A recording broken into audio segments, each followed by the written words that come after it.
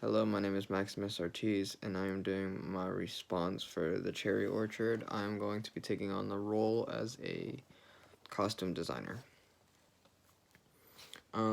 So traditional Russian clothing has a very long history, and this play takes place during the 19th century in Russia. And in Russia, around that time, Elizaveta Petrovna was in power, and she was very much into French fashion. She liked it a lot, was very interested in it. The Rococo style became very big around this era too.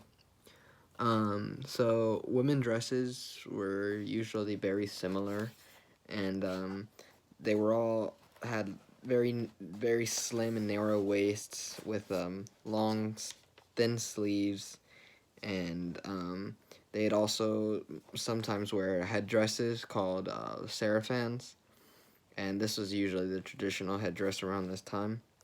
The main character, Miss Lyuba Renovesky, would have been wearing a slim dress, something that looks along these lines.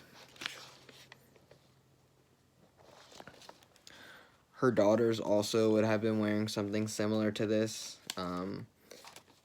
Uh, Varia and Anaya, they would have been wearing a dress that's similar in the fashion sense around that time, and women usually only wore dresses around that time. Simon, him being in a financial hardship, he most likely would have a less nice suit, be more beaten up. It'd be old and a little tacky, but he'd still be wearing a suit, something like this.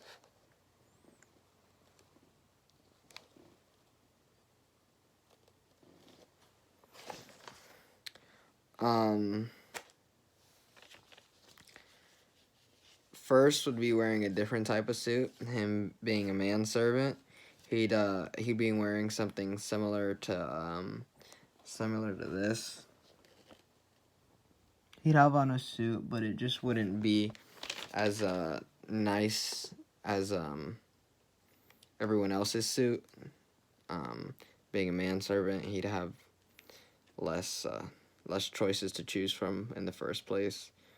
But Yermolay Lopikin, him being a young businessman, he'd most likely have a very nice suit. He'd probably have something like this. However, he wouldn't have a briefcase or anything like that because he has no form of education. He is a businessman. However, he did used to be owned, or his family used to be owned by Miss Renovesky. And yeah, that's all.